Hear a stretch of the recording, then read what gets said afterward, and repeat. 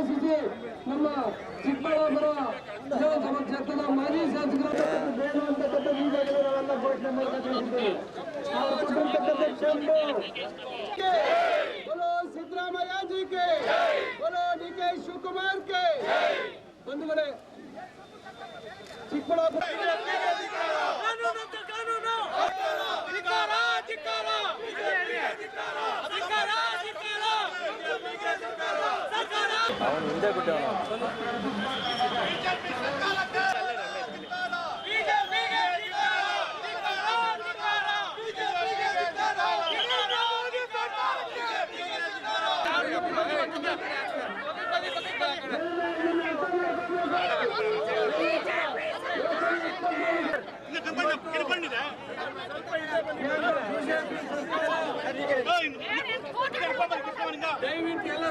ನಮ್ಮವರೆಲ್ಲ ಹಿಂದೆ ಬಂದ್ರಿ.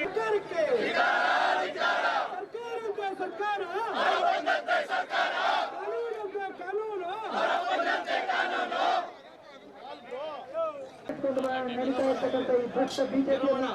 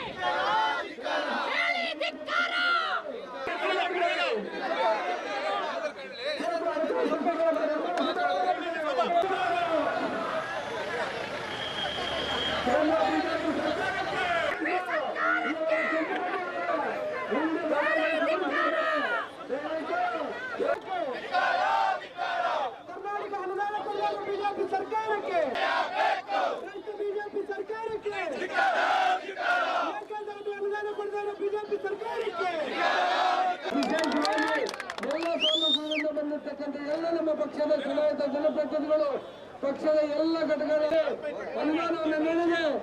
ತಾರತಮ್ಯವನ್ನು ಮಾಡಿರ್ತಕ್ಕಂಥ ಕೇಂದ್ರ ನರೇಂದ್ರ ಮೋದಿ ಅವರ ಸರ್ಕಾರಕ್ಕೆ ನಾವು ಪ್ರತಿಭಟನೆಯನ್ನು ಹಮ್ಮಿಕೊಂಡಿದ್ದೀವಿ. ಜಿಲ್ಲಾಧಿಕಾರಿಗಳು, ಜಿಲ್ಲಾ ಪಂಚಾಯತ್, ತಾಲೂಕ್ ಪಂಚಾಯತಿ, ಸಹಕಾರ ಸಂಘಗಳ ಅಧ್ಯಕ್ಷರು, ಮಾಜಿ ಅಧ್ಯಕ್ಷರು, ಸದಸ್ಯರು ಎಲ್ಲರೂ ಅವೈಜ್ಞಾನಿಕವಾದ ದೇಶಪೂರಿತವಾದ ಬಜೆಟ್ ಆಗಿದೆ. ಅದನ್ನು ನಾವೆಲ್ಲ ಒಕ್ಕೊರಲಿನಿಂದ ಖಂಡಿಸಬೇಕಾಗಿದೆ. ಇಡೀ ರಾಷ್ಟ್ರದ ಸಮಗ್ರ ಅಭಿವೃದ್ಧಿಗೆ ಪೂರಕವಾಗಬೇಕಾಗಿದ್ದ ಈ ಒಂದು ಬಜೆಟ್ ಕೇವಲ ಆಂಧ್ರ ಮತ್ತು ಬಿಹಾರದ ಪಾಲಾಗಿದೆ.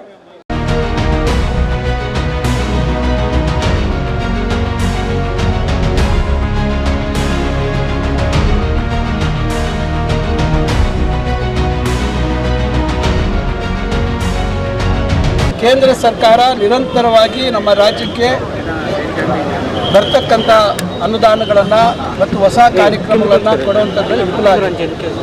ಏನು ನಿರ್ಮಲಾ ಸೀತಾರಾಮನ್ ಅವರು ವಿತ್ತ ಸಚಿವರು ಮಂಡಿಸ್ತಕ್ಕಂಥ ಬಜೆಟ್ 48.21 ಲಕ್ಷ ಕೋಟಿ ಬಜೆಟನ್ನು ಮಂಡನೆ ಮಾಡಿದ್ರು. ಅದು it is a deficient budget. 4.7% 6% deficient ಬಜೆಟನ್ನು ಮಂಡನೆ ಮಾಡಿದ್ದಾರೆ.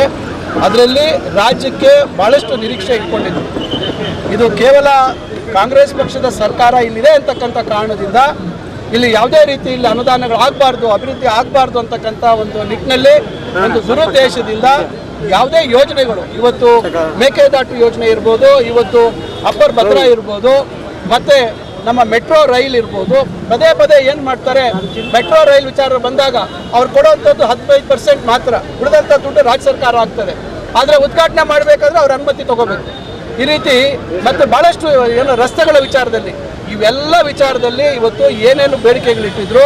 ಇವತ್ತು ರಾಯಚೂರು ಕಲ್ಯಾಣ ಕರ್ನಾಟಕದ ಭಾಗದಲ್ಲಿ ಏಮ್ಸ್ ಕೊಡಬೇಕು ಅಂತಕ್ಕಂಥದ್ದು ಎಲ್ಲರ ಬೇಡಿಕೆ ಇತ್ತು. ಆ ನಿಟ್ಟಿನಲ್ಲಿ ಭಾಳಷ್ಟು ಆ ಭಾಗದ ಜನ ಹೋಗಿ ಕೇಳಿದ್ರು, ಅದನ್ನು ಕೂಡ ಮಾಡಲಿಲ್ಲ. ಇವತ್ತು ಈ ರೀತಿ ನಾನಾ ಬೇಡಿಕೆಗಳು ಏನು ನಮ್ಮ ರಾಜ್ಯ ಸರ್ಕಾರ ಇವತ್ತು ಕೇಂದ್ರದ ಮುಂದೆ ಇಟ್ಟಿತ್ತು, ಇದಕ್ಕೆ ಯಾವುದೇ ರೀತಿ ಸ್ಪಂದನೆ ಸಿಕ್ಕಿಲ್ಲ. ಮತ್ತು ಕೇವಲ ಅವರ ಕುರ್ಚಿ ಉಳಿಸ್ಕೊಳ್ಳೋದಕ್ಕೋಸ್ಕರ ಆಂಧ್ರ ಮತ್ತು ಬಿಹಾರ ಈ ಎರಡು ರಾಜ್ಯಗಳಿಗೆ ಅವರಿಗೆ ಏನು ಹೆಚ್ಚಿನ ಒಂದು ವಿಶೇಷ ಅನುದಾನಗಳನ್ನು ಕೊಡ್ತಕ್ಕಂಥ ಕೆಲಸ ಮಾಡಿದ್ದಾರೆ. ವಿಶೇಷವಾಗಿ ರೈತರಿಗೆ ಏನು ಕೂಲಿ ಕಾರ್ಮಿಕರಿಗೆ ಉಪಯೋಗ ಆಗ್ತಕ್ಕಂಥ ಉದ್ಯೋಗ ಖಾತ್ರಿ ಯೋಜನೆ ಅಥವಾ ಏನು ರೈತರ ಗೊಬ್ಬರದ ಮೇಲೆ ಏನು ಸಬ್ಸಿಡಿ ಏನು ಅವ್ರ ಹಿಂದೆ 2014ರಲ್ಲಿ ಬಂದಂಥ ಸಂದರ್ಭದಲ್ಲಿ ತೆಗೆದಾಕಿದ್ರು, ಇದು ಯಾವುದ್ರ ಬಗ್ಗೆನೂ ಅವರು ಗಮನ ಕೊಟ್ಟಿರ್ತಕ್ಕಂಥ ಕೆಲಸ ಮಾಡಿಲ್ಲ.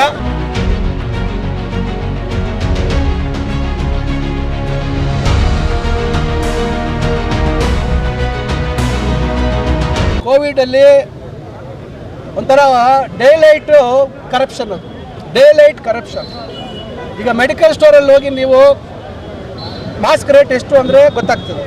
ಇವ್ರು ತಗೊಂಡಿರೋದು ನನ್ನ ಹತ್ರ ಫುಲ್ ದಾಖಲಾತಿ ಇದೆ, ತನಿಖೆ ಆಗ್ತಾಯಿದೆ. ಯಾಕೆಂದರೆ ಭಾಳ ಚಾಣಕ್ಯರು ಮಾಡಿರ್ತಕ್ಕಂಥ ಭ್ರಷ್ಟಾಚಾರವನ್ನು ನಾವು ಭಾಳ ಬುದ್ಧಿವಂತಿಕೆಯಿಂದನೇ ಅದನ್ನು ತನಿಖೆ ಮಾಡಬೇಕಾಗತ್ತೆ, ಹೊರಗೆ ತರಬೇಕಾಗತ್ತೆ.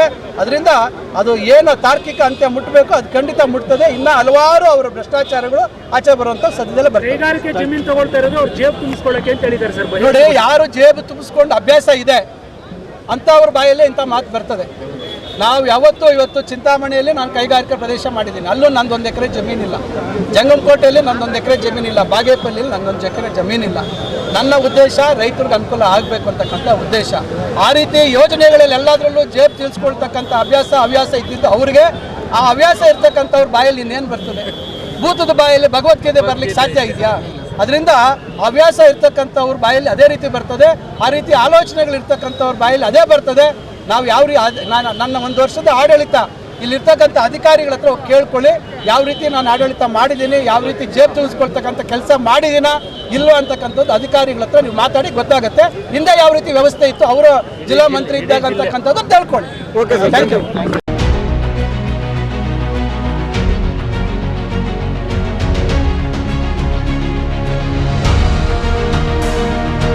ಆರೋಪ ಮಾಡಿದ್ದಾರೆ. ನೋಡಿ, ಈಗ ಮಹರ್ಷಿ ವಾಲ್ಮೀಕಿ ಅಭಿವೃದ್ಧಿ ನಿಗಮದ ಬಗ್ಗೆ ಅವಕಾಶ ಕೊಟ್ಟರು ಮುಖ್ಯಮಂತ್ರಿಗಳು. ಇವರು ಮಾಡಿರ್ತಕ್ಕಂಥ ಹಲವಾರು ಹಗರಣಗಳ ಜೊತೆಯಲ್ಲಿ ಏನು ಇವತ್ತು ವಾಲ್ಮೀಕಿ ಅಭಿವೃದ್ಧಿ ನಿಗಮದಲ್ಲಿ ಆಗಿರ್ತಕ್ಕಂಥದ್ರ ಬಗ್ಗೆ ನಮ್ಮ ಸರ್ಕಾರ ಏನು ಕ್ರಮ ತೆಗೆದುಕೊಂಡಿದೆ, ಯಾರ್ಯಾರ ಬಗ್ಗೆ ಏನೇನು ಕ್ರಮ ಆಗಿದೆ, ಎಷ್ಟು ಹಣ ಅದನ್ನು ರಿಕವರ್ ಮಾಡಿದ್ದಾರೆ, ಇದ್ರ ಬಗ್ಗೆ ಹೇಳಕ್ಕೆ ಹೋದಾಗ ಮುಖ್ಯಮಂತ್ರಿಗಳಿಗೆ ಮಾತಾಡೋಕ್ಕೆ ಅವಕಾಶ ಕೊಡಲಿಲ್ಲ.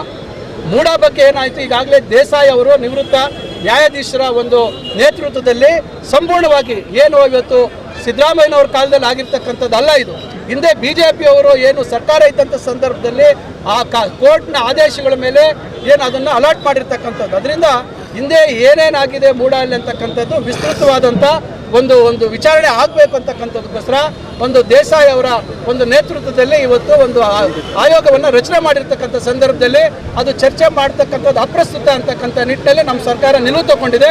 ಅವರು ಕೇವಲ ರಾಜಕೀಯ ತೆವಳುಗಳಿಗೋಸ್ಕರ ಏನು ವಿನಾಕಾರಣ ಮುಖ್ಯಮಂತ್ರಿಗಳ ಮೇಲೆ ಆಪಾದನೆ ಮಾಡ್ತಕ್ಕಂಥದ್ದಕ್ಕೆ ನಮ್ಮ ಸರ್ಕಾರ ಅವಕಾಶ ಕೊಡೋದಿಲ್ಲ.